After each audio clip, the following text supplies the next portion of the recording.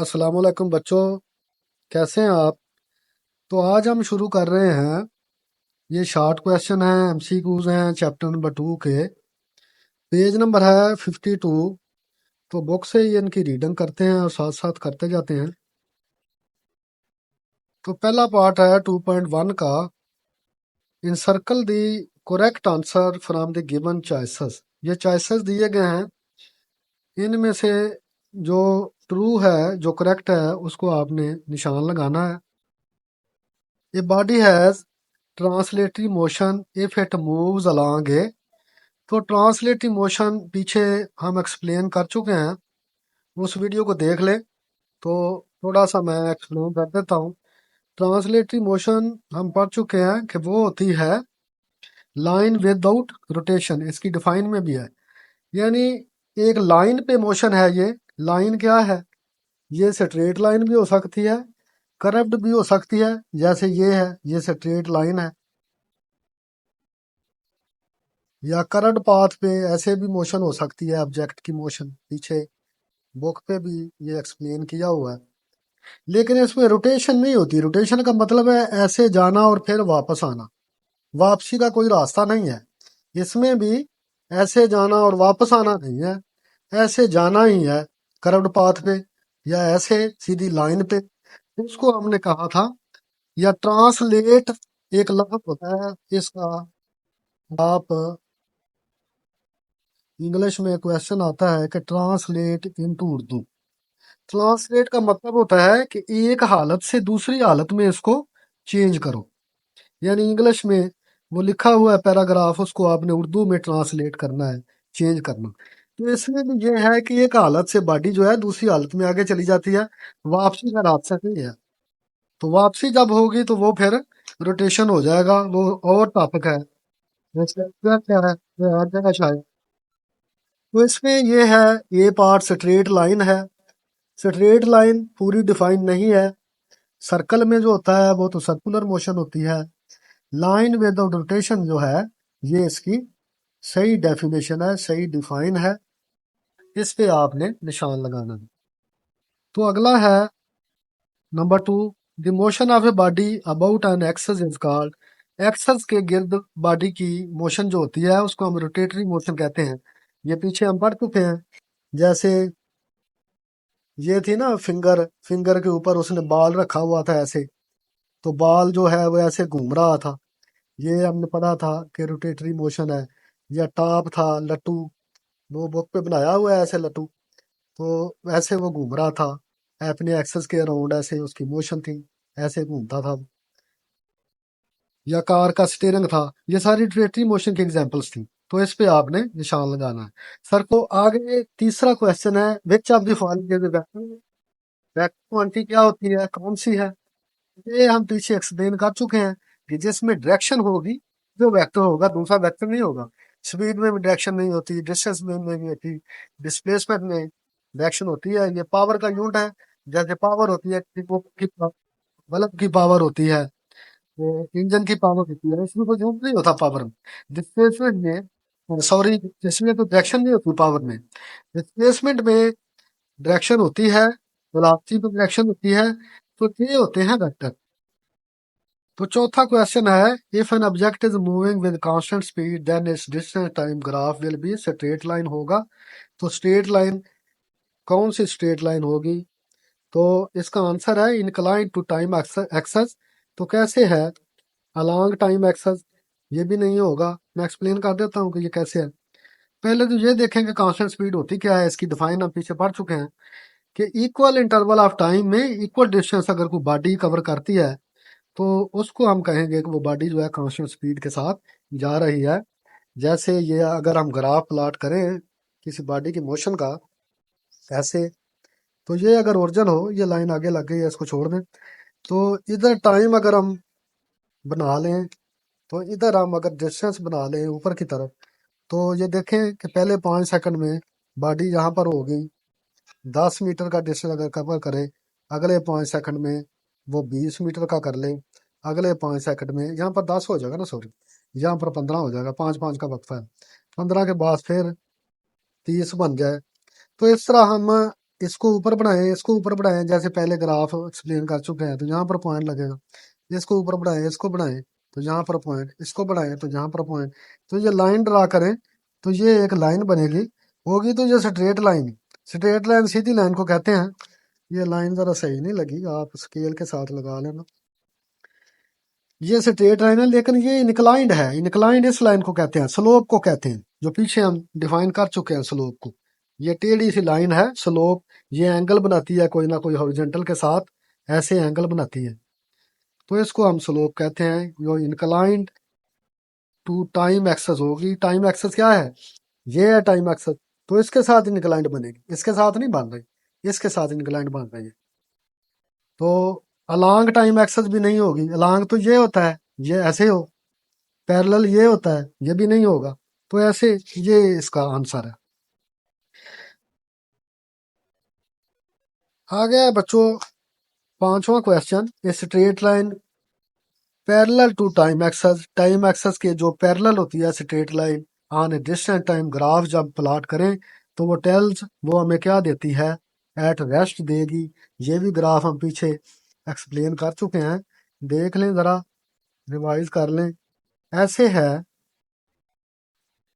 ये टाइम इधर जाएगा और डिस्टेंस इधर।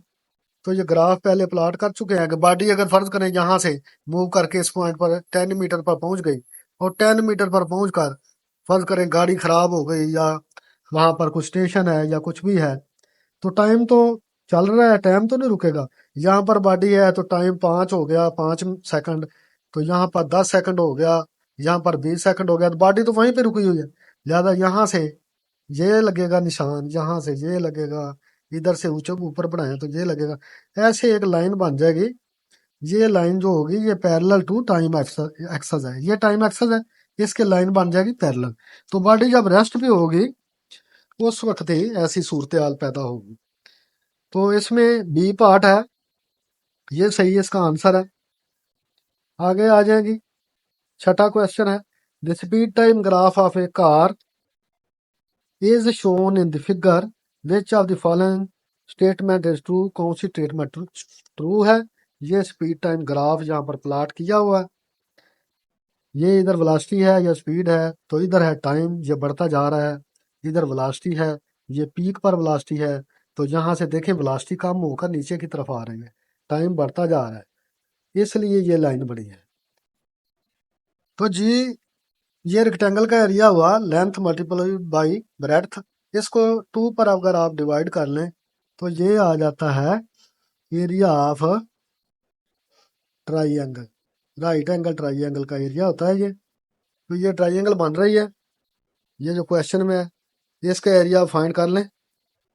15 को ज़रब दें 10 से तो 150 आ जाएगा, उसको 2 पर डिवाइड करें तो इसका आ जाएगा एरिया अंडर द कर्व, वही इसका डिस्टेंस ट्रेवल्ड होगा जो 75 मीटर होगा।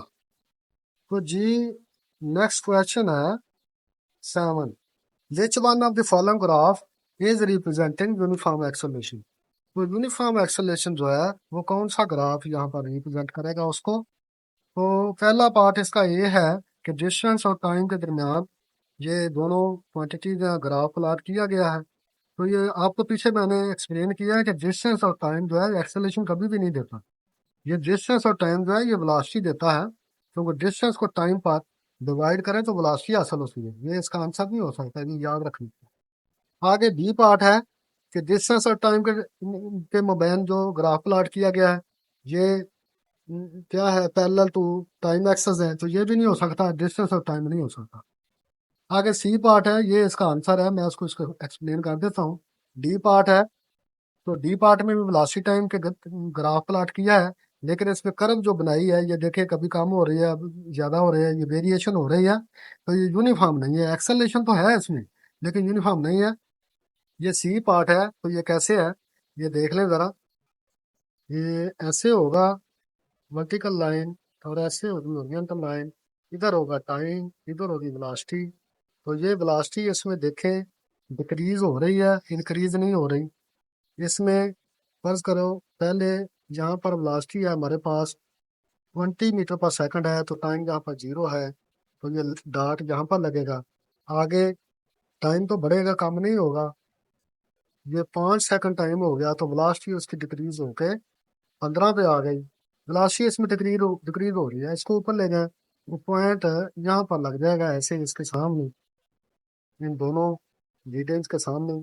तो फिर आगे अगर 5 सेकंड का वक्फा आए जहाँ पर 10 लिख ले, तो फिर ये नीचे आ जाएगा, तो 15 से भी नीचे 10 पर आ जाएगी इसकी स्पीड।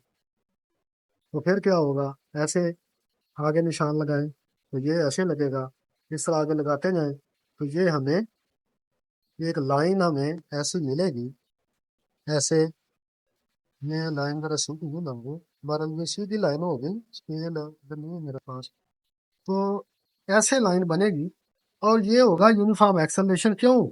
ये ऐसे है कि इक्वल इंटरवल ऑफ टाइम है। ये देखिए ना, 5 सेकंड का वक्फा, फिर आगे 5 सेकंड का, फिर 5 सेकंड का, यहाँ पर 15 होगा। तो ये इक्वल इंटरवल ऑफ टाइम है, लेकिन वेलोसिटी उसमें क्या है, डिक्रीज हो रही है। इक्वल वेलोसिटी डिक्रीज हो रही है इक्वल इंटरवल ऑफ टाइम में। तो यहाँ पर वही रिटार्डेशन पैदा होगा, लेकिन होगा यूनिफॉर्म। तो इसका आंसर है सी। आगे है question number 8। By dividing displacement of a moving body with time, displacement को टाइम पर डिवाइड करना है तो हमें क्या हासिल होगा। हम ये पहले इसकी डिफाइन कर चुके हैं कि स्पीड जो होती है ना, वो डिस्टेंस और टाइम का होता है ये रिलेशन, डिस्टेंस और टाइम। डिस्टेंस क्या होता है, ये ऐसे है, ऐसे कर्व्ड पाथ पे। और डिस्प्लेसमेंट क्या है, यहाँ पर कोई बॉडी मूव कर रही है, ए यहाँ पर बी पर गई, सी पर गई, ऐसे मूव कर रही है, इसको हम कहेंगे ए बी सी। क्या है, डिस्प्लेसमेंट है। तो शॉर्टेस्ट डिस्टेंस क्या है, यहाँ से सीधे चले जाए, ये है शॉर्टेस्ट डिस्टेंस। तो ये डिस्प्लेसमेंट होता है। तो यही डिफाइन करता है वेलोसिटी को, यानी डिस्प्लेसमेंट ओवर टाइम क्या देगा, वेलोसिटी देगा। आगे क्वेश्चन नंबर 9। ये ball is thrown vertically upward, ऊपर की तरफ गेंद जो है वो फेंकी गई है। Its velocity at the highest point पर वेलोसिटी क्या हो जाएगी। ये न्यूमेरिकल भी हम कर चुके हैं कि हाईएस्ट पॉइंट पर पहुंचेगी जब बॉल, तो वहां पर वेलोसिटी जीरो हो जाएगी, रुक जाएगी, फिर वापस मुड़ेगी, तो उसकी वेलोसिटी होगी जीरो। आगे जी 10 क्वेश्चन। ये change in position is called, position में चेंज क्या होती है। ये स्पीड है, नहीं ऐसे नहीं है। वेलोसिटी है, ये भी नहीं है पोजीशन में चेंज। इसको कहते हैं जी डिस्प्लेसमेंट है, पोजीशन में चेंज। तो आगे चले जी question number 11। A train is moving at a speed 36 kilometre per hour, it speed express in metre per second में इसकी स्पीड हमने बनानी है। ये न्यूमेरिकल भी पीछे हम कर चुके हैं। तो ये है 36 किलोमीटर पर आवर है। तो इसके मीटर बनाए हैं, ये पीछे हमने किया हुआ है, वहां से भी देख सकते हैं, ये 1000 मीटर बन गए। और आवर क्या है, नीचे है, तो यहाँ पर होगा 1/36, या इसको ऐसे कर लें, 36 मल्टीप्लाइड बाई 1000। तो सीधा ही इसको डिवाइड कर लें आवर को, 60 × 60, ऐसे इसको डिवाइड करें तो इसका आंसर आ जाएगा। इसको कैलकुलेटर से सॉल्व कर लें तो इसका आंसर आएगा 10 मीटर पर सेकंड इनवर्स। तो आगे आ जाता है जी क्वेश्चन नंबर 12।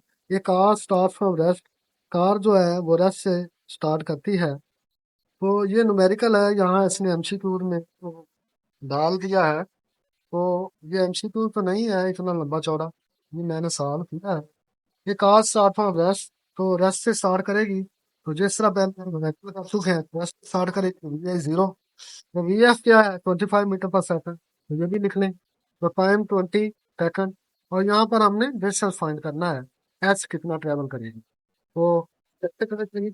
इसमें पहले हमें एक्सेलरेशन फाइंड करना पड़ेगा, क्योंकि एक्सेलरेशन नहीं है। एक्सेलरेशन जो है वो तो तीनों जो इक्वेशन ऑफ मोशन है उनमें लगता है। तो एक्सेलरेशन पहले फाइंड करें, फर्स्ट इक्वेशन लगा लें, उससे एक्सेलरेशन फाइंड हो जाएगा।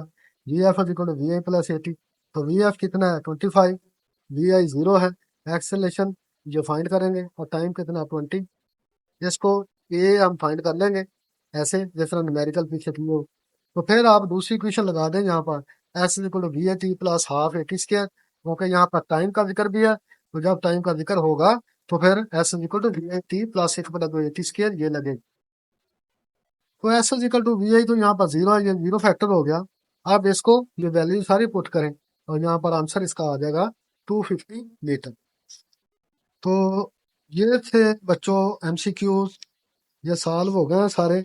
आगे लॉन्ग क्वेश्चन ही है, तो वो मैंने आपको पढ़ा दिए हैं, वहाँ से आप देख लें, बुक से कंसल्ट कर लें। अगर कोई क्वेश्चन हो तो कमेंट सेक्शन में भेजिएगा। नेक्स्ट हम अगला चैप्टर स्टार्ट करेंगे। तो खुदा हाफ़िज़।